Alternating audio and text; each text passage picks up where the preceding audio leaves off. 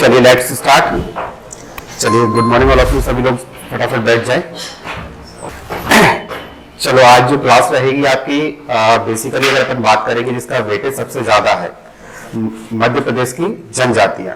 तो जनजातियों के बारे में मेरी कोशिश आपसे यही रहेगी कि आपको कुछ इनोवेटिव मिले और बहुत अच्छा मिले जो अभी तक नहीं मिला है। क्योंकि देखो एमपी पढ़ाने वाले बहुत है, लेकिन उसमें से स्पेसिफाई क्या आएगा, किस तरीके के क्वेश्चन पूछे जाते हैं, पैटर्न क्या रहेगा, काफी ज्यादा इनोवेटिव रहेगा।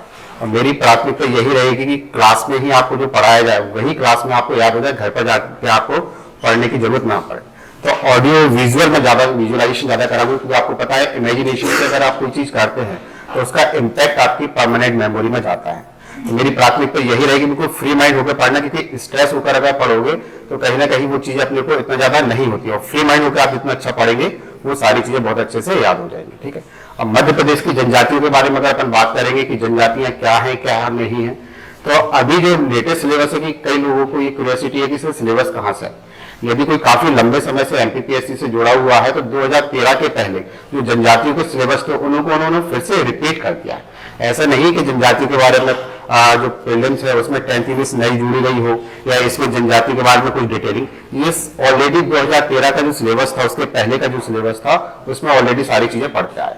और कल को जब आप एक प्रशासक बनोगे या पुलिस अधिकारी बनोगे तो कहीं ना कहीं आपको इन जनजातियों से आपका डेफिनेटली आपका सामना होगा। और ये भारतीय मध्य प्रदेश सेवा नियमावली की प्राथमिकता है कि चाहे कोई भी प्रशासनिक अधिकारी हो या पुलिस अधिकारी, उसको अपने कार्यकाल के दौरान कम से कम 3 वर्ष तक ट्राइबल एरिया में उसकी पोस्टिंग की जाती है ना। तो यही कारण है, यदि आपको उनको कल्चर के बारे में, उनकी संस्कृति के बारे में आपको बहुत अच्छे से ज्ञान होगा तो बहुत अच्छे से क्या कर सकते हो आप उनकी समस्या को। तो जनसेवक क्या होता है, आपकी जो पोस्टिंग की जा रही है बेसिकली उसके पीछे तात्पर्य यही है कि आप जनता के दुखों को दूर करें और उनके सुखों में अभिवृद्धि करें। लेकिन वो कब हो पाएगा, जब कहीं ना कहीं अपने को उनके कल्चर के बारे में पता हो, उनके ट्रेडिशन के बारे में पता हो कि कैसा क्या है। तो जस्ट मैं सिलेबस आई थिंक काफी समय हो चुका है। चलिए अब सिलेबस की बात करेंगे तो सिलेबस में सिर्फ आपको रफली बताऊंगा कि रफ सिलेबस क्या है, क्योंकि अधिकतर आप लोगों ने पढ़ चुका है। बेसिकली मैं चाह रहा हूं कि आज की जो क्लास रहेगी उसमें आपको कुछ ना कुछ क्रिएटिव और कुछ ना कुछ अच्छा सीखने को मिल जाए। तो सिलेबस यदि अपन मुख्य परीक्षा की बात करेंगे, जनजातियों से संबंधित जो सिलेबस है, और जैसा कि सभी लोग कहते हैं या जिन लोगों के सिलेक्शन हो चुके हैं तो उसमें सबसे पहली प्राथमिकता ये होती है कि आपको syllabus on the tips of fingers पे आपको याद होना जरूरी है। कि जब तक चाहे प्रीलिम्स हो या मेंस हो, यदि आपको सिलेबस याद नहीं है तो कहीं ना कहीं आप काफी ज्यादा पीछे जा रहे हो। और अभी जो आपने देखा होगा परिस्थितियां ये है वो नेक टू नेक कॉम्पिटिशन है। तो यदि मुख्य परीक्षा की बात करेंगे कि मुख्य परीक्षा का सिलेबस क्या क्या है, तो उसमें यदि अपन बात करेंगे तो मध्य प्रदेश में जनजातियों की स्थिति वाला टॉपिक मैं सबसे लास्ट में लूंगा। कारण क्या है, जब अपन उनके बारे में सारी चीजें पढ़ सकेंगे तो स्थितियों में अपन 2 तरीके से पढ़ेंगे। एक तो उनके सकारात्मक पहलू पढ़ेंगे, एक उनके नकारात्मक। सकारात्मक पहलू से तात्पर्य कि सरकार के द्वारा जो जो प्रयास किए गए हैं उनका कितना इंप्लीमेंट हुआ और कितना सुधार हुआ है। और नकारात्मक से तात्पर्य, ये मैं टर्मिनोलॉजी क्यों यूज कर रहा हूं कि मैं मुख्य परीक्षा, देखिए मेरा मेन मोटिव रहेगा आपको पढ़ाने का मुख्य परीक्षा, क्योंकि लगभग सारे टॉपिक कोरिलेटेड। यदि आपकी मुख्य परीक्षा पर अच्छी कमांड हो जाती है तो सीधी सी बात आपके कंसेप्ट क्लियर हो जाएंगे, और जब कंसेप्ट क्लियर हो जाए प्रीलिम्स कंसेप्ट मांगता है, थ्योरेटिकल अप्रोच मांगता है आपका मुख्य परीक्षा, लेकिन कंसेप्चुअल अप्रोच मांगता है आपका प्रारंभिक परीक्षा। तो जब आपके थ्योरेटिकल अप्रोच अच्छे से हो जाए तो सीधी सी कंसेप्चुअल अप्रोच तो आपके अच्छे होने ही है। तो स्थिति वाले टॉपिक को जो रहेगा वो अपन 2 तरीके से देखेंगे, उनके सकारात्मक पहलू भी देखेंगे, नकारात्मक भी पहलू देखेंगे। सकारात्मक में कौन कौन सी सरकार की योजनाएं चलाई जा रही है, कहां तक इंप्लीमेंटेशन हुआ है और किन किन चीजों की अभी और भविष्य में आवश्यकता है। नेक्स्ट है सामाजिक संरचना। जैसे कि आपको पता है कि जनजातियां जो है इनकी एक विशेष सामाजिक संरचना होती है जो कि वर्ण व्यवस्था से अलग है। सामान्य रूप से जो समाज को बांटा गया है वो वर्ण व्यवस्था, लेकिन जो ट्राइबल्स है या अनुसूचित जनजातियां हैं उनमें वर्ण व्यवस्था का कोई भी स्थान नहीं है। अभी भी आप देखोगे तो जितनी भी जनजातियां वो समरसता के भाव को मेंटेन करती हैं, लेकिन जितना ज्यादा अपन आधुनिक हो चुके हैं या जितने ज्यादा अपन एजुकेशन हो चुके हैं उसमें ही अपनी इतनी ज्यादा विविधता आ चुकी है। हाई क्लास अपने को हाई समझता है, लोअर क्लास अपने को दूसरे को लो समझता है। रीति रिवाज क्या है, उनके ट्रेडिशनल कल्चर क्या है, साथ ही साथ में विश्वास और धार्मिक विश्वास। विश्वास और धार्मिक विश्वास में बेसिकली इनमें एक शब्द यूज होता है टोटम। यदि कोई ट्राइब्स हो, टोटम से तात्पर्य उनकी धार्मिक मान्यता क्या है। जैसे बैगा जनजाति की धार्मिक मान्यता है कि वो कभी भी जमीन पर क्या करेंगे, खेत नहीं जोतते, हल नहीं चलाते, क्योंकि मान्यता है कि जो जमीन है हमारी माता है और इनके सीने पर हम हल नहीं चला। तो ये एक तरह का टोटम है। और आपको ये जानकर हैरानी हुई, काफी बहुत अच्छे फैक्ट बताऊंगा कि जनजाति के टोटम जो है उनके लिए वो अपनी जान देने को तैयार हो जाते हैं, लेकिन टोटम से वो कभी भी पीछे नहीं होते। टोटम को इंग्लिश में कहा जाता है टैबू। जो आपने डिस्कवरी वगैरह पर यदि आपने देखा हो तो एक एपिसोड आता है टैबू करके, तो टैबू में बेसिकली फोकस यही किया जाता है कि जो जनजातियां हैं उनके कौन कौन से ऐसे अजीबोगरीब कल्चर हैं जो कहीं ना कहीं आपको आकर्षित करते हैं। नेक्स्ट अपन देखेंगे विवाह व रिश्तेदारी किस तरीके से, क्योंकि आपको पता है उनमें विवाह की अलग अलग परंपराएं, अलग अलग ट्रेडिशन विवाह, साथ साथ में परंपराएं क्या है, त्योहार क्या है, उत्सव क्या है, लोक संस्कृति। आपको जो राइट डाउन करना है राइट डाउन कर सकते हैं, है ना, लेकिन साथ साथ में बिल्कुल बहुत सोच से चलेंगे। जहां पर भी आपको इश्यू होता है या जो भी आपको समझ में नहीं आता वो आप डेफिनेटली मुझसे एक बात है पूछ सकते हैं। ठीक है, अब ये सिलेबस हो गया। अब नेक्स्ट देखते हैं। अब नेक्स्ट आता है आपका आदिवासी जनजाति या अनुसूचित जनजाति कौन है। तो डेफिनेटली जैसे कि आपको पता है, ये आपको 2 मार्क्स में आ सकता है।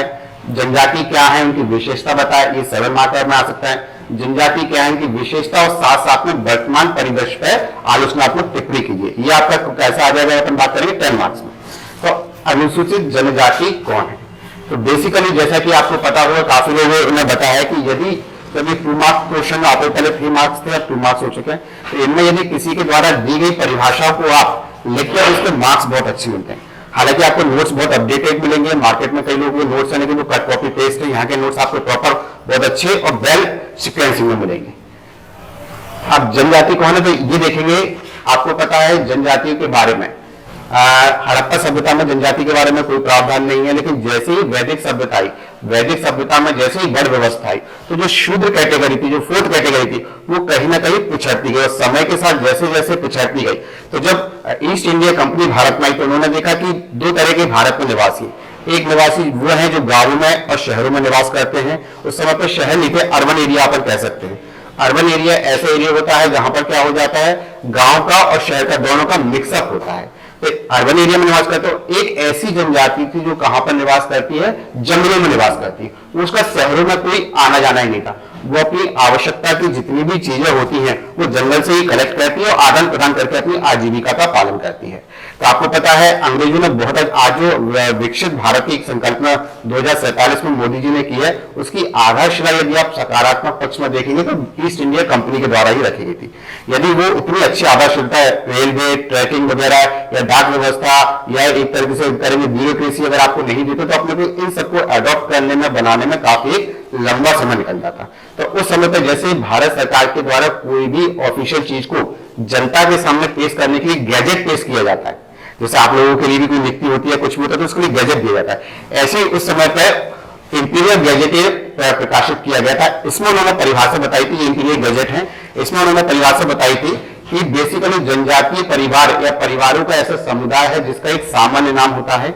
अब यहाँ पे आपके माइंड में क्लिक हो रहा होगा सामान्य नाम यहाँ पे क्यों किया गया है। अब जहां पे मैं आपको एलोबरेट करूं, मतलब वो आपको अंडरलाइन करनी है। आगे मैं ये भी बताऊंगा क्योंकि मैंने कई बच्चों की कॉपी चेक कर रहे तो इतनी ज्यादा अंडरलाइन कर देते हैं कि वो इरिटेट हो जाता है। बेसिकली 5 से 6 लाइन में आपको मैक्सिमम 3 अंडरलाइन होनी चाहिए। तो ज्यादा अंडरलाइन है मतलब वो कहीं ना कहीं आपकी राइटिंग स्किल को खराब कर रहा है ना, उसको पढ़ना नहीं है। और पढ़ता वही है जिस पर अंडरलाइन करना मस्ट कंपलसरी है। याद रखिएगा, यदि मुख्य परीक्षा में कोई व्यक्ति अंडरलाइन नहीं करता तो वो सीधा सीधा 50 से 60 नंबर पीछे जा रहा है, चाहे आप कितना अच्छा प्रेजेंटेशन कर लेना। तो अंडरलाइन मस्ट है, लेकिन अंडरलाइन का भी तरीका है, 5 लाइन में मैक्सिमम 3 अंडरलाइन होना चाहिए। तो सामान्य नाम, अब आपके नाम में क्लिक आ रहा था, ये तो विशिष्ट जनजाति सामान्य नाम, अर्थात अंग्रेजों के परिप्रेक्ष्य में जैसे ब्राह्मण होते थे, क्षत्रिय होते थे, लेकिन उनके सामान्य नाम होते थे, तो उनमें कोई ज्यादा स्पेसिफिकेशन नहीं होता था। सामान्य नाम हो, इनकी सामान्य बोली हो। लेकिन अब क्या हो गया, जब बहुलता हो गई सामान्य चीजों की, तो अब इनके सामान्य नाम, सामान्य बोली अब विशिष्ट हो गई। बात समझ में? पहले ये क्या थी उनके लिए सामान्य थी। जैसे आज आपके लिए लेटिन आपको विशिष्ट लगेगी। आपसे मैं बोलूं आप जर्मनी सीखे, जर्मनी आपको विशिष्ट लगेगी, लेकिन जब आप जर्मनी में निवास करेंगे तो आपके लिए सामान्य हो जाएगी। तो उनके समय पे अंग्रेजों के लिए क्या थी कि इसमें कोई इंटेलिजेंस, उन्होंने कहा है कि भारत की जो लाइब्रेरी है वो काफी ज्यादा गई है, काफी क्रिटिसाइज, मैकाले ने आपने देखा होगा भारत की एजुकेशन पद्धति को काफी ज्यादा क्रिटिसाइज किया है। उसके पीछे कारण बहुत है। तो उन्होंने कहा कि एक सामान्य नाम होते हैं, सामान्य बोली होती है और सामान्य भूभाग पर रहते हैं। इनको जरूरी नहीं है कि लग्जरियस लाइफ हो, बड़े बड़े महल हो, घर हो, आंगन हो, एक छोटा सा मकान होना चाहिए। मकान में किसके प्राकृतिक संसाधनों से निर्मित होना चाहिए, है ना। रहने का दावा करते जो हमेशा अंतर विवाह नहीं करते। अब देखो कितना अच्छा कंसेप्ट है। उस समय पे भी वो जानते थे कि सीधी सी बात है, कोई मुझे बताए कि अंतर विवाह करने का सबसे बड़ा ड्रॉबैक क्या है, क्यों अंतर विवाह को लोग प्रोत्साहन नहीं देते हैं। क्योंकि उस समय पे क्या था, अगर अपन बात करें मेडिसिन इतनी डेवलप नहीं थी, तो जब अंतर विवाह बहुत ज्यादा मात्रा में होते थे, जब सिर्फ अपन क्या थे, ये बात करेंगे खाना बदोश टाइप के मान लेंगे, तो उस समय पे क्या थे, एक लोकेलिटी यहाँ रह एक यहाँ से 1000 किलोमीटर, तो आपस में कम्युनिकेशन, तो अंतर विवाह में जेनेटिकल डिसऑर्डर बहुत होते थे। तो जेनेटिकल डिसऑर्डर के लिए आप चाहो तो ब्रैकेट में भी लिख सकते हैं, आगे अपन जब करेंगे तो ब्रैकेट में, तो जेनेटिकल डिसऑर्डर को दूर करने के लिए इंटरकास्ट मैरिज को क्या किया जाता है, प्रोहिबिट या प्रतिषेध किया जाता है। तो वो कितना अच्छा कंसेप्ट है, पढ़े लिखे नहीं है, इलिटरेट नहीं है, लेकिन उसके बाद भी वो जानते थे कि अंतर विवाह में क्या है, यदि अंतर विवाह हम लोग करेंगे तो कहीं ना कहीं जेनेटिकल डिसऑर्डर होंगे, जेनेटिकल डिसऑर्डर होंगे तो कहीं ना कहीं मानव संसाधन का ह्रास होगा। जब मानव संसाधन का ह्रास होगा तो समाज के लिए अच्छा नहीं है, ठीक है। तो ये गजट। अब इसी के साथ में एक अपन इंडियंस के भी लिखते हैं, एक थे डॉक्टर मजूमदार, आपने नाम सुना होगा इनका काफी, है ना। तो ये डॉक्टर मजूमदार है, इनके लिए भी काफी प्रसिद्ध है क्योंकि इन्होंने भारतीय ट्राइब के लिए काफी ज्यादा रिसर्च किया है। दो व्यक्ति बहुत ज्यादा एक आएंगे, एक बैरियर एल्विन भी आएंगे, उनके बारे में भी। और बैरियर एल्विन का 7 मार्क्स का क्वेश्चन बनना लाजमी है, क्योंकि वो एक मात्र ऐसे व्यक्ति हैं ब्रिटिश कालीन जिन्होंने खास तौर से मध्य प्रदेश की जनजातियों के बारे में बहुत अच्छा अध्ययन, शोध किया और लिटरेचर की। आगे चल के उनके भी देखेंगे। अब इन्होंने क्या परिभाषा दी, उन्होंने कहा या तो जनजाति अनेक परिवार होगा या परिवारों का समूह होगा, निश्चित विभाग पर जैसे आप बात करेंगे निश्चित विभाग। अब देखिए यहाँ पे थोड़ा सा स्पेसिफाई होता जा रहा है, भील अपने पश्चिम में जाएंगे, बात समझ में आ रहा है ना। अगर अपन बात करेंगे बेगा आपके मंडला चक में जाएंगे, तो अब उन्होंने कहा विभाग स्पेसिफाई कर दिया। हालांकि अब क्या है, आईसीटी के युग में अर्थात सूचना प्रौद्योगिकी यातायात के युग में अब स्पेसिफाई करना मुश्किल है, क्योंकि कोई भी व्यक्ति कहीं पर भी आकर बस सकता है और अपना जीविका उपार्जन कर सकता है, ठीक है। सामान्य भाषा बोलते हैं, विवाह और उद्योग के विषय में कुछ निषेधों का पालन करते हैं। तो आपको पता है आज भी 21वीं सदी में भी जितनी भी ट्राइब्स हैं उनमें, जैसे आपने 4th पेपर में आपको एक पार्ट दिया है एंटरप्रेन्योरशिप, आज भी आदिवासी समुदाय में एंटरप्रेन्योरशिप नहीं है। यही कारण है कि वो जितने भी प्राकृतिक संसाधन होते हैं उन्हें बाजारों की हाट में जाकर बेच देते हैं, क्योंकि उनको पता नहीं है कितना कितना। आज आप देखोगे तो वही ऑर्गेनिक आ गया है।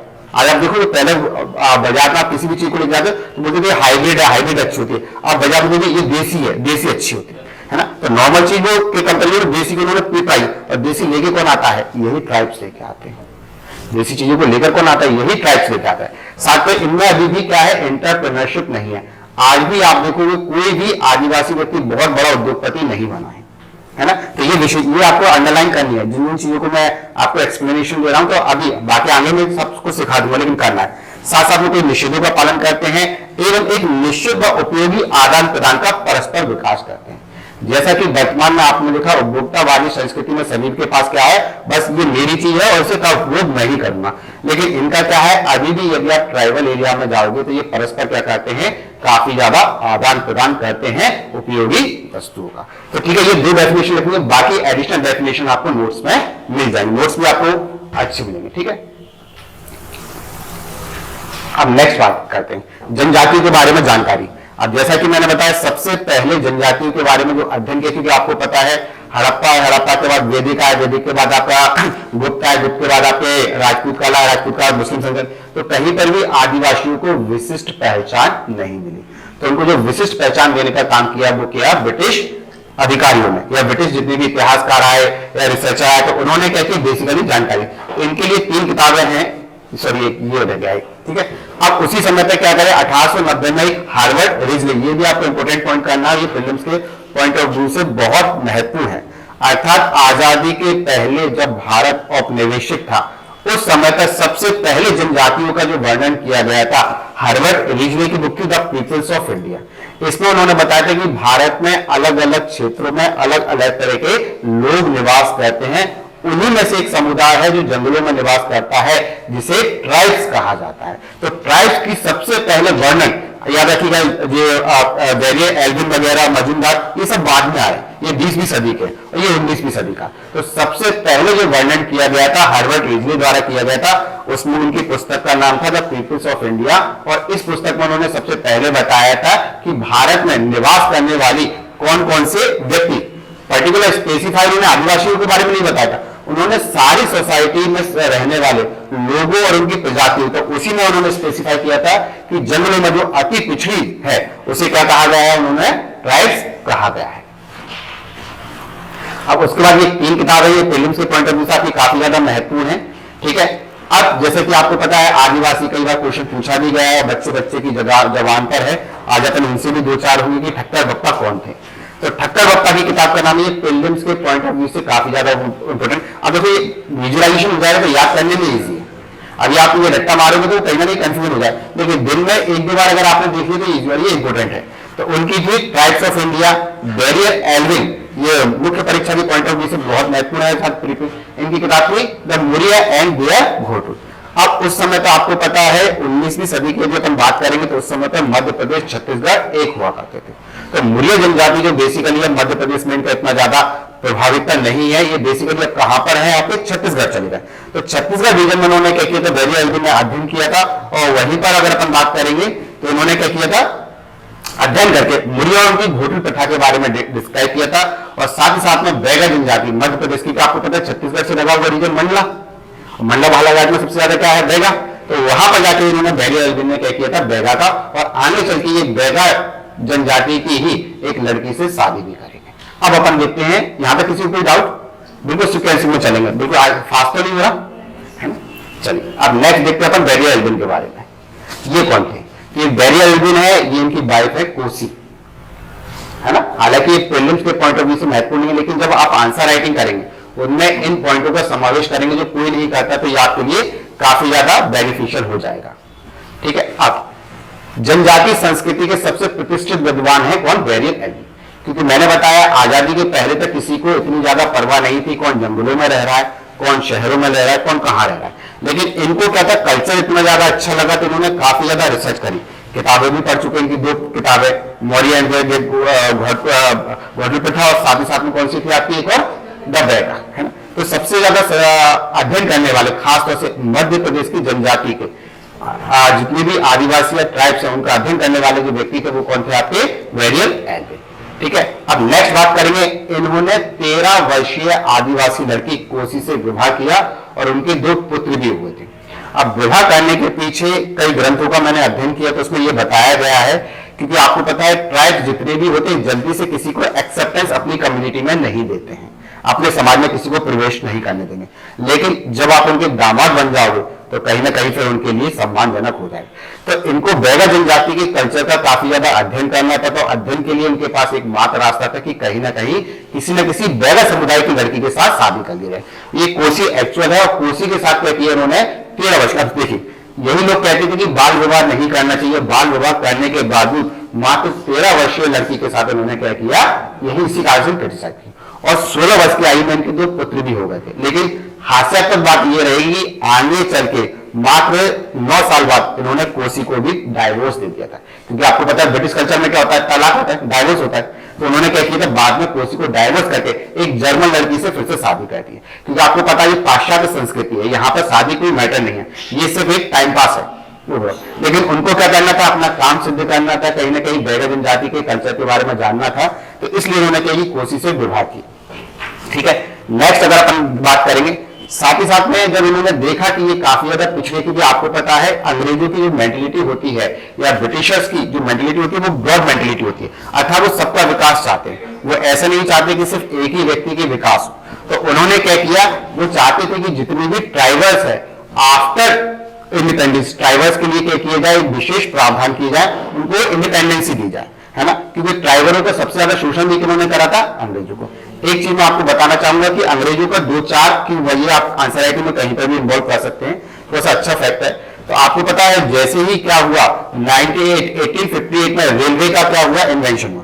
तो रेलवे लाइन बिछाने के लिए इनको जंगलों में, पहले ट्राइब्स को नहीं जानते थे, क्योंकि मैंने आपको बताया ट्राइब्स एक ऐसा समुदाय है जो अपनी आवश्यकता को स्वयं एक दूसरे से पूरी करता है, उसे किसी अन्य व्यक्ति की जरूरत नहीं है।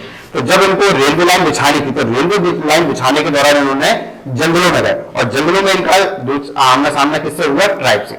तब इनको ट्राइब्स के बारे में पता चला और जैसे ही इन्होंने क्या किया, ट्राइब्स के जंगलों का या जंगल की जमीन को अधिपत्य या अधिग्रहण करना शुरू किया और वहीं से अंग्रेजों और इनमें क्या हो गया? मनमुटाव हो गया और उनके खिलाफ काफी ज्यादा विद्रोह हुए, जो कि अपन हिस्ट्री इसमें ही पढ़ेंगे। तो ये चाहते थे कि क्या हो? आदिवासी स्वतंत्र हो और साथ ही साथ में इनको भारत में रहना इतना ज्यादा पसंद था कि आगे चल के उन्होंने भारतीय नागरिकता दी। तो यदि ये 2 मार्क्स में या 7 मार्क्स में आता है तो उसको आप बहुत अच्छे से एलोबरेट कर सकते हो और आने की संभावना पूरी है, क्योंकि यही ऐसे पहले व्यक्ति थे जिन्होंने सारी चीजें बताई थी। कई लोगों के माइंड में सिनॉप्सिस क्या है, सिनॉप्सिस क्या है? ये सिनॉप्सिस का ही आपके लिए दो डिटेल में जाना है तो आपको बाकी रिवीजन करना है तो मुश्किल से ये आप पूरी देखोगे ना तो 10 मिनट में आपका ये पूरा टॉपिक रिवाइज हो जाएगा। तो ये सिनॉप्सिस के फॉर्म में ही है ना, डिटेलिंग आपको करना है तो ऐसे अपन बाई लेवल पूरा चलते रहेंगे। तो आजादी के बाद इन्होंने क्या किया? भारतीय नागरिकता भी ग्रहण की। कोसी के बारे में भी मैं आपको बता चुका हूं, साथ ही साथ में आपको बैरियर एल्विन के बारे में भी बता चुका हूं। अब नेक्स्ट देखते हैं जनजातियों के विभिन्न नाम। अब प्रीलिम्स फैक्ट आ गए, साथ साथ में इसको अपन कहीं पर भी इंक्लूड कर सकते हैं। अभी तक आपने सुना होगा सिर्फ ठक्कर बप्पा द्वारा आदिवासी दिया गया, दलित शब्द दिया गया, लेकिन 5 से 6 ऐसे समुदाय हैं और फाइनली नाम भारतीय संविधान के द्वारा दिया गया। तो अब ये देखेंगे किस किसके द्वारा दिया गया था नाम। अब सबसे पहले देखेंगे डॉक्टर दास एंड दास। इन्होंने, यदि अपन बात करेंगे, इन्होंने कहा ब्लीन मानव। ब्लीन मानव से तात्पर्य है ऐसा मानव जो अपनी सभ्यता में ही खोया हुआ है, अपनी संस्कृति में ही एंजॉय करता है, उसको किसी भौतिक सुख सुविधा संसाधनों की कोई जरूरत नहीं है। और एक्चुअलिटी भी थी, आज जैसी आधुनिकता आई तो कहीं ना कहीं वो परेशान हुआ। आप इस चीज को रियलाइज करोगे, जो ट्राइब्स कम्युनिटी से आता है, जब से आप शहरों में आए बहुत परेशान होने लगे हो। जो ग्रामीण सभ्यता थी या अरण्य सभ्यता जिसको कहा जाता है, वो काफी ज्यादा सुकून देने वाली सभ्यता थी, क्योंकि वहां पे किसी तरह का कंपटीशन नहीं था। सबके छोटे छोटे घर थे, आज मेरे पास 2 घर है, उसके पास 4 घर है, मेरे पास साइकिल है, उसके पास कार है। तो कहीं ना कहीं आपको शोषण करने वाला जरिए बन चुका है। तो उन्होंने क्या कहा कि ये ब्लीन मानव है, क्यों? क्योंकि ये अपनी ही दुनिया में मस्त है। नेक्स्ट ये अपन बात का है डॉक्टर GS घुरिये, ये कई बार पूछा गया। तो ये पिछड़े हिंदू, ये एक स्वतंत्रता सेनानी भी रहे हैं, है ना। देख लीजिए किस तरीके से, काफी अच्छा अपने लिए, इसमें कंफ्यूजन नहीं होगा, इमेजिनेशन हो जाएगा, है ना। तो इनको इन्होंने क्या कहा? पिछड़े हिंदू। नेक्स्ट आएंगे अपने ठक्कर बप्पा। तो आदिवासी शब्द, आदिवासी से तात्पर्य ये 2 शब्दों से मिलकर बना हुआ है। यदि आप इसका संधि विच्छेद करेंगे, आदि धन वासी, अर्थात कहने का तात्पर्य काफी लंबे समय से जंगलों में निवास कर रहे हैं, इसलिए उन्होंने तो सबसे पहले जो शब्द दिया था वो आपने ठक्कर बप्पा ने दिया था। आगे चल के काका कालेकर की समिति यदि अपन पढ़ेंगे तो उन्होंने भी इसे क्या कहा गया? आदिवासी शब्द का। तो 2 व्यक्ति, अभी तक आपको एक ही व्यक्ति पता हुआ कि जिन्होंने आदिवासी दिया था। ये 2 व्यक्ति, काका कालेकर हैं और दूसरे क्या है आपके? ठक्कर बप्पा। इन दोनों ने क्या कहा? जो जनजाति है या ट्राइब्स है उसे क्या कहा? आपका आदिवासी कहा। नेक्स्ट यदि अपन बात करेंगे ग्रिएशन, ये भी क्या रहे हैं आपके? ब्रिटिशर्स रहे हैं। इन्होंने कहा पहाड़ी जनजाति, क्योंकि आपको पता है कि जितनी भी ट्राइब्स है ये कहां पर निवास करती हैं? बेसिकली इंटीरियर में, जंगम स्थान जो होते हैं, पहाड़ी स्थान जो होते हैं, पथरीले स्थान जो होते हैं, जहां पर आम समुदाय का या साधारण मानव का आना जाना नहीं हो पाता, उस जगह। तो उन्होंने क्या कहा? इसको पहाड़ी जनजाति कहा। नेक्स्ट बात करेंगे, अंग्रेजों ने कहा ये दलित है। क्यों दलित? मतलब होता है उनका शोषण हो रहा हो, इनको शोषित किया जा रहा है। तो जैसा कि मैंने बताया, जैसे वैदिक परंपरा शुरू हुई थी तो वैदिक परंपरा में जो शूद्र थे, शूद्र आने कन्वर्ट किसमें हो गए? आपके ट्राइब्स में। 2 जो शहरों में रहे, पहले तो सिर्फ आपको जंगलों में रहे, तो जंगलों से निकल के कई लोग शहरों में आ गए। जो शहरों में आ गए वो SC में कन्वर्ट हो गए, जो जंगलों में रहे वो ST बनकर रह गए, है ना। आज वर्तमान में आप किसी में भी जो शहर में रह रहा है, आप चारों वर्णों में किसी को भेद नहीं कर सकते। आप बता नहीं सकते कि ये जनरल का है या आपका जनरल है, क्षत्रिय है, कायस्थ है या शूद्र है। आप चारों में से किसी को नहीं, तो सबके रहन सहन ऑलमोस्ट सेम हो चुके हैं, है ना। नेक्स्ट अगर अपन बात करेंगे, गिरिजन कहा, हरिजन किसे कहा? याद रखना, SC को। मैंने बताया ना दोनों। और गिरिजन पर्वतों में निवास करने के कारण से, इंटीरियर में निवास करने के कारण से उन्होंने क्या कहा? इसको गिरिजन कहा। और फाइनली इनको जो नॉमेनक्लेचर मिला है, फाइनली मिला है आपका भारतीय संविधान के द्वारा, इनको क्या कहा गया? अनुसूचित जनजाति। तो देखो सारी चीजें बहुत अच्छे से हुई, पूरा अपना सीक्वेंसिंग में पता चल गया किसने क्या कहा। बट और ये बनाने में अपने को 2 सेकंड नहीं लगे। हार्डली अगर आप प्रैक्टिस कर लोगे तो 30 सेकंड में हार्डली बन जाएगा। तो सबसे पहले ब्लीन मानव कहा, आपका ब्लीन मानव कहा दास एंड दास ने। पिछड़े हिंदू कहा जीएस घुरिया ने, आदिवासी कहा काका कालेकर और ठक्कर बप्पा ने, पहाड़ी जनजाति कहा गिरियसन ने, दलित वर्ग कहा नेहरू ने, और गिरिजन कहा आपका महात्मा गांधी, और फाइनली कहा आपका अनुसूचित जनजाति। और वर्तमान में यही इनका नाम चल रहा है। ब्लीम मतलब होता है जो खोए हुए हैं, हिडन, है ना। उनको बेसिकली क्या कहा गया आपका हिडन, मतलब जो दिखते नहीं है, आपको दिखने नहीं देंगे, मतलब जो होती है अदृश्य आत्मा होती है, ब्रह्म आपने नहीं देखा, आत्मा आपने नहीं देखा, तो इनको देखने के लिए आपको जंगलों में जाना पड़ेगा, ब्रह्म को प्राप्त करने के लिए आपको साधना करनी पड़ेगी, है ना। तो ये सारा का सारा अपने जितने भी नाम मिलते हैं ये प्रीलिम्स एज वेल एज आपके मेंस ऑफ के पॉइंट ऑफ व्यू से काफी ज्यादा महत्वपूर्ण है। नेक्स्ट अपन बात करेंगे अब जनजाति की विशेषता, यहां से आपका मेंस स्टार्ट, तो आप दोनों चीजें पहले चल रही है आपकी प्रीलिम्स एज वेल मेंस, ये आपका 7 मार्क्स का भी आ सकता है और 10 मार्क्स का भी आ सकता है, और 2 मार्क्स में आएगा तो 3 विशेषता लिखनी है।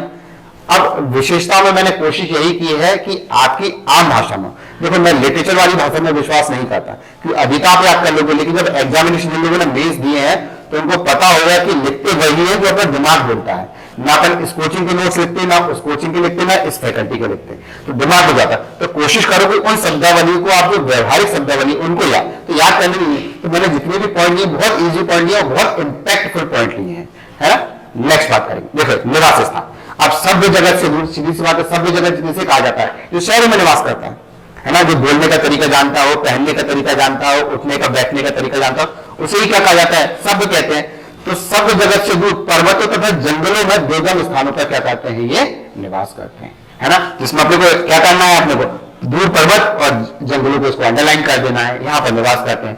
नेक्स्ट अपन बात करेंगे, अब ये 3 जनजातियों में से किसी न किसी एक स्पाई से या जाति से संबंधित होंगे। अब ऐसा क्या कारण है कि ये अभी इंटरव्यू में पूछा गया था 2019 में, एक ट्राइब का ही बच्चा था, तो उससे पूछा था कि एक बात बताओ कि मध्य प्रदेश की अधिकांश जनजाति किस ट्राइब से आती है, मतलब किस जाति से आती है, तो उसको पता था, उसने कहा द्रविड़, है ना, या प्रोटो ऑस्ट्रेलियाई। तो बोले ऐसा क्या कारण है कि 3 ही जनजाति है, या तो वो निग्रोड रहेगा, या ऑस्ट्रेलियड रहेगा, या मंगलोइड रहेगा। तो इस ऐसा क्या कारण है कि 3 ही जनजातियों से जितनी भी आदिवासी जनजातियां हैं उनका उद्भव, चाहे भारत की बात करें या वैश्विक पटल की बात करें, इन 3 जनजाति के अलावा वो किसी दूसरी अन्य जाति से संबंधित नहीं हुआ। तो 3 जाति ही क्यों है, 4 जातियां क्यों नहीं है? ये ट्राइब्स वाले क्वेश्चन बहुत अच्छे से करना, जो ट्राइब्स कम्युनिटी को बिलोंग करते हैं उनके। तो इसके लिए कारण क्या है कि आपको पता है शुरुआती मानव का जो विकास हुआ था, या तो वो अफ्रीकी महाद्वीप से हुआ है, दक्षिण में जाएंगे तो ऑस्ट्रेलिया महाद्वीप से, और यदि थोड़ा सा नॉर्थ पोल के पास में जाएंगे तो चाइना या मंगोलाइट, है ना। आपको पता है नॉर्थ पोल पे तो कोई है नहीं, नॉर्थ पोल को क्या कहा जाता है, ह्यूमन बीइंग कहा जाता है, वहां पे कोई भी मानव सभ्यता नहीं है। तो यही कारण है, या तो वो कहां से आए होंगे, अफ्रीकन से आएंगे, या नीचे से दक्षिण से आएंगे, तो इसलिए उनको दक्षिण से कहा जाता है, या कहां से आएंगे, आपके पूरब से आएंगे, तो पूरब से आने वाले को क्या कहा जाता है, मंगलोइड कहा जाता है, ठीक है। और जो दक्षिण से आए उन्हें ऑस्ट्रेलोइड कहा जाता है, और यदि वो कहां से आए हुए, आपके अफ्रीका से आए हुए हैं, तो उन्हें निग्रो कहा जाएगा, निग्रोटस कहा जाएगा, ठीक है। अब भारत की भी बात करें, थोड़ा सा भारत की आदिवासी भी बता देता हूं। तो भारत में 2 तरह की आदिवासी जाति पाई जाती है। एक आदिवासी ऐसी जाति जो मंगलोइड है, तो यही कारण है कि नॉर्थ ईस्ट, अभी बहुत अच्छा फैक्ट बताऊंगा, शायद आप लोगों को नहीं पता होगा, तो नॉर्थ ईस्ट की जितनी भी जनजाति है वो सारी मंगलोइड है।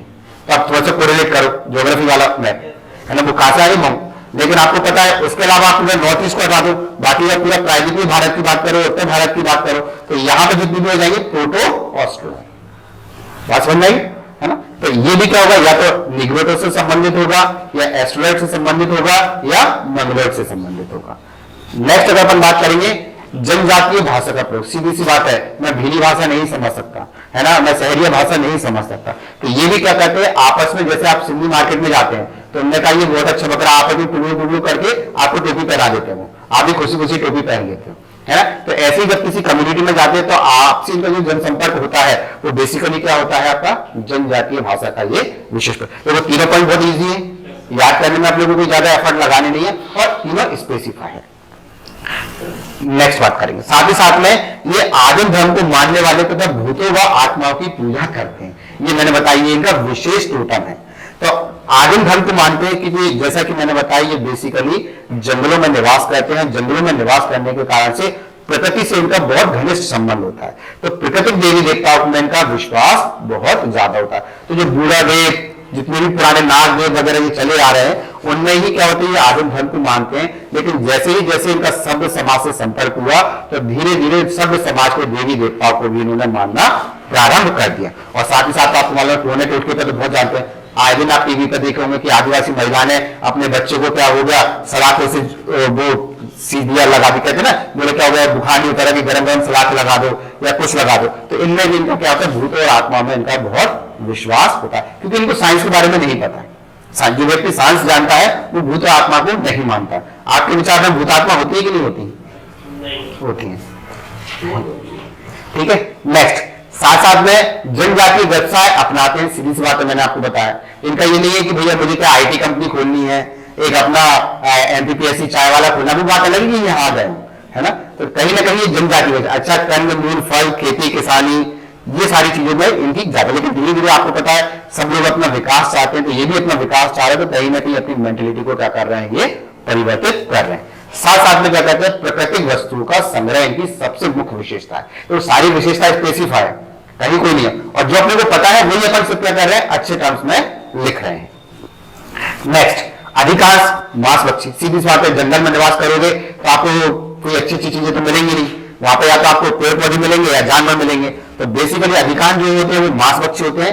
और मदरा, याद रखना, पहले की जो प्राचीन मदरा या जो नौ की मदरा होती है, इससे कभी किसी व्यक्ति का लीवर फेल नहीं हुआ, कभी किसी व्यक्ति की मृत्यु नहीं। लेकिन जब से वाइन शैंपेन और ये जैसे ही आपने अल्कोहल, ये सारे के सारे कहीं ना कहीं आपके लिवर के लिए बहुत हानि। आप कोई भी व्यक्ति ऐसा नहीं सुना होगा आपने जिसने बहुत ज्यादा मऊ पी लिया में मर गया, है ना। महुआ की बहुत हेल्दी होती है, यदि फ्रेश महुआ आप पियोगे ना तो उससे अच्छा प्रोटीन सोर्स पूरे विश्व में नहीं है, इतना अच्छा प्रोटीन। लेकिन जैसे जैसे देवा गया आप रखोगे तो उसमें एल्कोहलिक मात्रा फर्मेंटेशन होते जाता है, तो एल्कोहलिक मात्रा उसमें क्या होती है, बढ़ती जाती है। तो ये भी क्या कहते हैं, मांसभक्षी तो मतलब, और सत्य के प्रति, क्योंकि आपको पता है झूठ बहुत रेयरली बोलते हैं, तो इनका मानना है कि झूठ बोलेंगे तो कहीं ना कहीं हमारे देवी देवता हमें कष्ट देंगे, हमें परेशान करेंगे, हमें बीमार करेंगे। तो सत्य के प्रति इनकी विशेष रुचि होती है। साथ ही साथ में सामान्यता संयुक्त परिवार में रहते हैं, ठीक है। इनकी विशेष संस्कृति परंपराएं त्योहार। तो 7 मार्क्स के अकॉर्डिंग आपका ये क्वेश्चन लगभग ऑलमोस्ट बहुत अच्छे से मैंने फ्रेमिंग कर लिया, याद करने की जरूरत है। जो अपने को पता है बस उनको पहले प्रॉपर अलाइनमेंट कर दिया है, तो ये सारी की सारी चीजें अपने को बहुत अच्छे से प्रॉपर पता चल जाएंगी।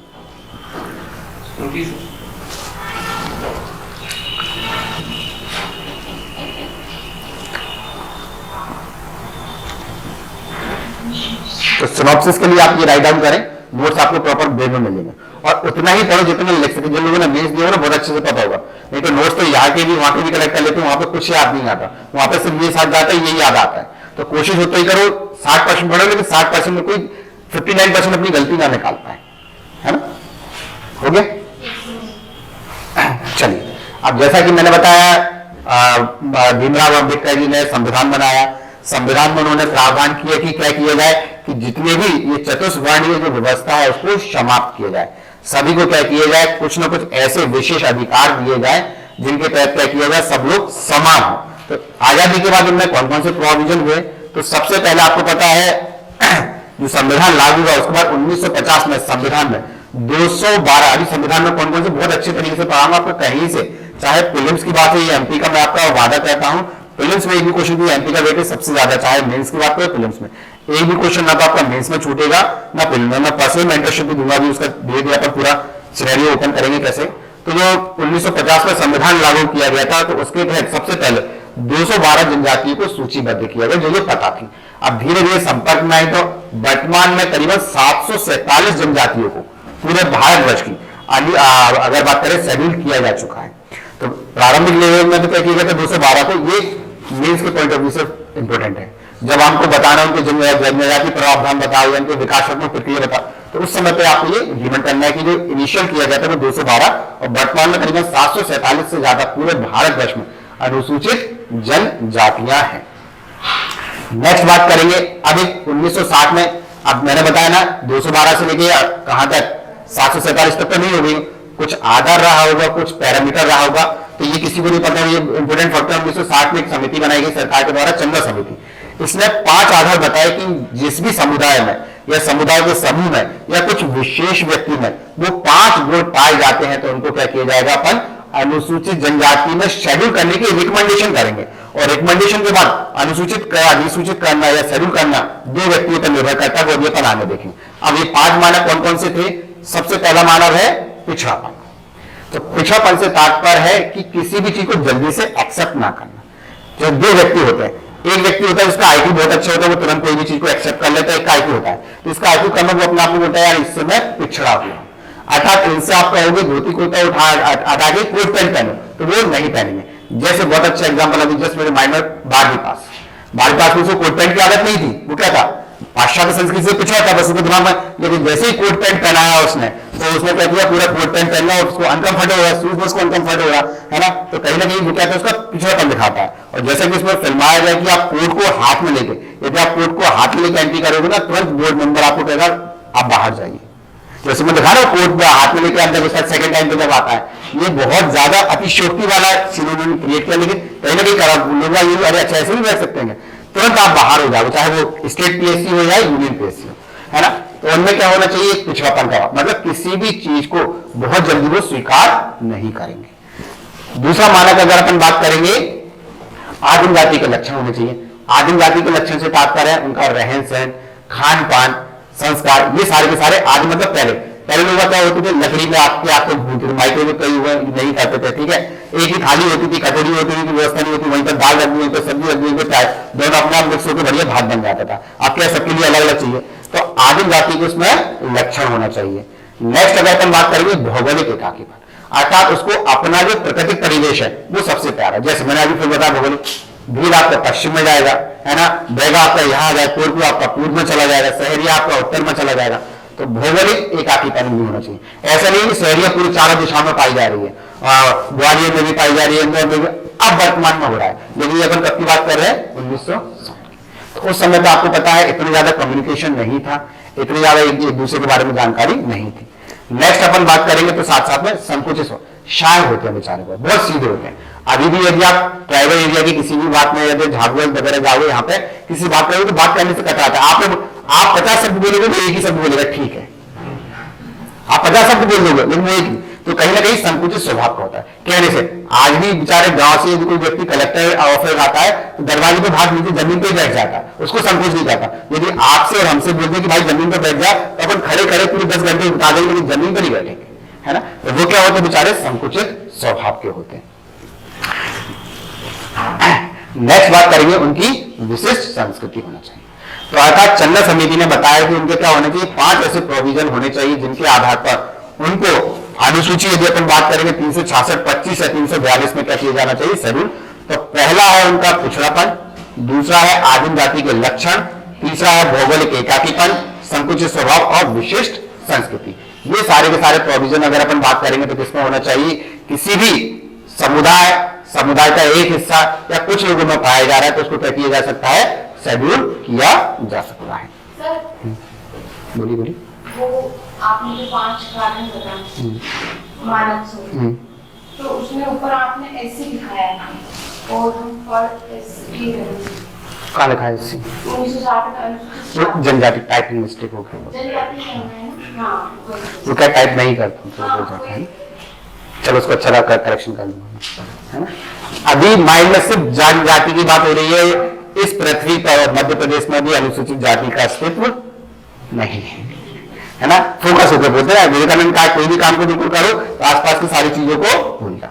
अभी आपका जनजाति की समस्या है, कौन कौन सी जनजाति की समस्या है, ठीक है, ये भी आपका 7 मार्कर्स बन सकता है ना। भूमि अधिकार, तो जैसा कि मैंने बताया उनका ये मानना था कि जमीन पर प्राकृतिक रूप से किसका है, जनजाति का ही अधिकार है। तो अब देखिए सरकार क्या कर रही है, चाहे डैम की बात हो, विकासात्मक परियोजना की बात हो, इंफ्रास्ट्रक्चर खड़ा करना हो, औद्योगिक गलियारा बनाना हो, तो उनके लिए क्या कर रही है, भूमि अधिग्रहण तो कर रही है लेकिन उनके पुनर्वास की कोई व्यवस्था नहीं कर रही। तो सुनवाई उसी की होती है जिसके पास पावर होता है, और ये बेचारे अभी तब से लेके अब तक क्या है, पावर विहीन। राम जी ने भी सिर्फ सबरी को प्रसिद्ध कर दिया, उसके बाद सभी लोगों को कहाँ गए क्या रहे, किसी ने आज तक नहीं पूछा, है ना। भूमि अधिग्रहण और पुनर्वास के साथ साथ में बाल विवाह बहुत होता है। कन्या, सीधी सी बात है, यदि आपको शादी करनी है तो आपको उतना पैसा देना पड़ेगा। अगर आगे चलकर अपन विवाह के प्रकार देखेंगे तब जाकर आपकी शादी हो गई। और स्त्रियों की निम्न दशा, ये भी क्या है इनकी प्रमुख समस्या। तो सीधी सी बात है, स्त्रियों की दशा समान करने के लिए एजुकेशन सबसे इंपैक्टफुल फैक्टर है। जहां पर आपने समाज को शिक्षित कर दिया तो कहीं ना वहां पर फिर क्या हो जाएगी, मेंटेलिटी बराबर होगी। तो समाज यदि शिक्षित नहीं है तो हमेशा निम्न दशा रहेगी। ठीक है, नेक्स्ट बात करेंगे सूचना प्रौद्योगिकी से कटाव। सीधी सी बात है, आज भी आपने देखो अपन अपने दादाजी या उनको मोबाइल चलाने की बोले यार हमें नहीं चलाना, वो तो बस किससे उठता है किससे जाता है, क्या होता है व्हाट्सएप, क्या होता है फेसबुक। तो कहीं ना कहीं सूचना प्रौद्योगिकी, क्योंकि यदि व्यक्ति को इंटेलिजेंट बनाना है, हाईटेक बनाना है, सभ्य बनाना है, तो 1 महीने के लिए उसको सूचना प्रौद्योगिकी में छोड़ दो, बढ़िया इंटेलिजेंट जानवर बन के निकलेगा, है ना। पहले ये होता था ना कि लोग जानवरों से परहेज करते थे, आजकल ऐसे ऐसे सेल्फी पे एप्स आ गए, लोग जानवर बन रहे हैं, सींग निकाल रहे हैं, जीभ बड़ी कर रहे हैं, कुत्ते के मुंह में इसमें मतलब अपनी सेल्फी लगा रहे हैं। तो कहीं ना कहीं अगर अपन बात करें सूचना प्रौद्योगिकी से भी इनका काफी ज्यादा कटाव है। ये भी और सरकार सबसे ज्यादा फोकस अब इसी पे करे। उसको पता है 2 चीजें कर दे, या एक उनको शिक्षित कर दे, एक उनको टेक्नोलॉजी से अवेयर कर दे। ये दोनों चीजें यदि हम उनके साथ कर देंगे तो कहीं ना कहीं उनकी जितनी भी समस्या है ओवरऑल, जैसे आज आपने देखो ट्राइब्स में आप जाओगे तो वो सीएम हेल्पलाइन में फोन लगा देते हैं, रात की लगाते हैं, है ना, ट्वीट कर देते हैं, कुछ भी चीज होती है अपना मैसेज सोशल मीडिया पर पोस्ट कर देते हैं। और ट्राइब्स आजकल ज्यादा अच्छे रील्स वगैरह बना रहे हैं, है ना। तो ये किसके कारण से, सूचना प्रौद्योगिकी कटाव के कारण से। साथ साथ में युवा ग्राहों का पतन। तो ये अगर इसको सकारात्मक दृष्टि से देखा जाए तो समाज के कल्चर को जानने का एक बहुत अच्छा जरिया था। आगे चल के इसको अपन बहुत डिटेल में पढ़ेंगे। युवा ग्रह क्या, क्योंकि ये सीधा सीधा मेंस में क्वेश्चन बनने के 101% चांस है। तो आगे चल के डिटेल में देखेंगे कि युवा ग्रह क्या होते हैं, इनकी प्रासंगिकता क्या है, नकारात्मक पक्ष क्या है और सकारात्मक पक्ष क्या है। ठीक है, नेक्स्ट समस्या संस्कृत और ललित कला का। सीधी सी बात है, अब क्या है, जो गांवों में माता पिता के पास रहेंगे तो उसको तो संस्कृति पता होगी, लेकिन जैसे ही उनका 10th वो छोड़कर शहरों में आ जाते हैं और शहरों में आ जाएगा तो कहीं ना कहीं बीच में एक अंतराल आ जाता है। अंतराल आने के कारण से अब उनको इतना पता नहीं होगा कि पहले आपने देखो शादियां 1 महीने की होती थी, 1 से 15 दिन, 15 दिन से 10 दिन, 10 दिन से 7 दिन, अब मात्र 6 घंटे की शादी हो गई है।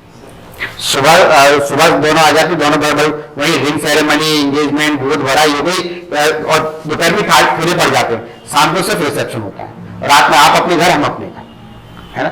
ये क्या हो पता नहीं, कल्चर ही नहीं पता ना कि कितने कल्चर होते हैं, 10 दिन पहले कौन से कल्चर होते हैं, मिट्टी लाना कैसे होता है, फिर जो क्या कहते हैं अपना माता पूजन होती है, रात जागरण होता है, बहुत सारे कल्चर होते हैं, तो इनके बारे में नहीं पता। तो धीरे धीरे इनकी क्या कला का भी पतन हो रहा है।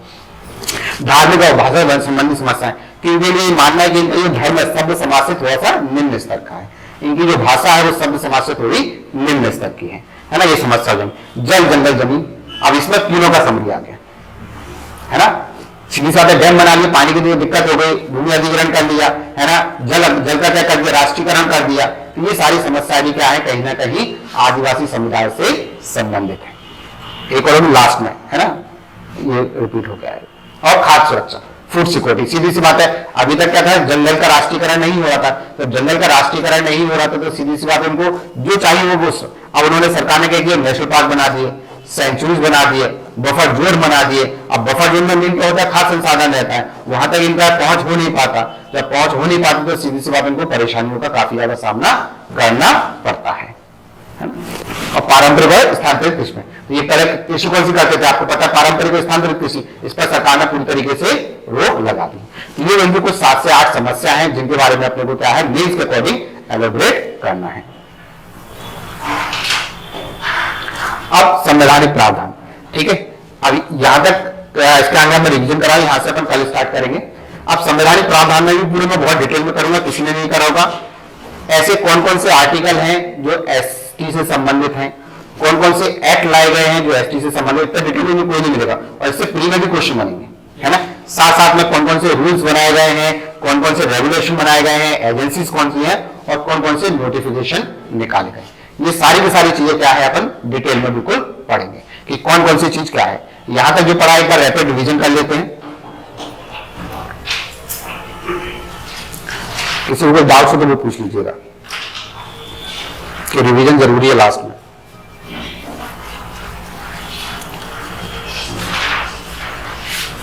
यहीं से कर लेते बात, डेफिनेशन है ना। तो बेसिकली अगर अपन जनजाति की बात करेंगे तो गिरिजन किसने कहा, गिरिजन महात्मा गांधी ने, आदिवासी पक्का बापा 2 व्यक्ति और काका कालेकर, पहाड़ी जनजाति ग्रीन मानव दास, दास क्या हो जाता है, विलीन हो जाता है। आप किसी भी यदि अपना दास बना दोगे तो उसका अस्तित्व खत्म हो जाएगा, है ना, कोई अस्तित्व नहीं रहेगा, है ना। तो विलीन माना किसको हो जाए, और फाइनली अनुसूचित जनजाति, किसने कहा था आपका, भारतीय संविधान में। ठीक है, विशेषता की बात करें तो विशेषता को पढ़ने की इतनी ज्यादा कोई जरूरत नहीं है। इसके अलावा यदि आपको कुछ डाउट हो तो वो आप पूछ सकते हैं। बाकी सीक्वेंसिंग ऐसे ही रहेगा, अभी बहुत कम हो रहा है, कल से पेन का भी यूज हो जाएगा। बाकी कोशिश मेरी यही रहेगी, ये सारी चीज आज बस घर जाके आपने 5 मिनट देना है ना। तो 5 मिनट में अपने को क्या करना है, आदिवासी की सबसे पहले डेफिनेशन कर लिए तैयार। सबसे पहले किसने किया था, कौन सी बुक थी, गजेटियर, मैंने आपको बताया। देन इंपीरियल में, है ना, इंपीरियल गजेटियर में सबसे पहले प्रकाशित किया गया। देन मजूमदार की डेफिनेशन क्या थी, 5 मानक कौन कौन से थे, शुरुआत में यदि अपन बात करेंगे तो कितनी जनजाति को शेड्यूल किया गया था, वो सारे के सारे अपन प्रोविजन देखेंगे। ठीक है, देन उनकी विशेषताएं देखेंगे, उनकी समस्याएं देखेंगे।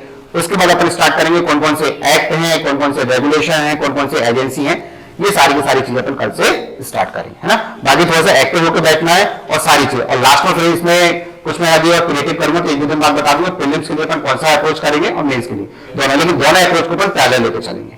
उसके बाद फाइनली जैसे अपना मार्च एंड होगा उसके बाद फिर अपन पूरा फुली फोकस अपन प्रीलिम्स पर हो जाएंगे। ठीक है।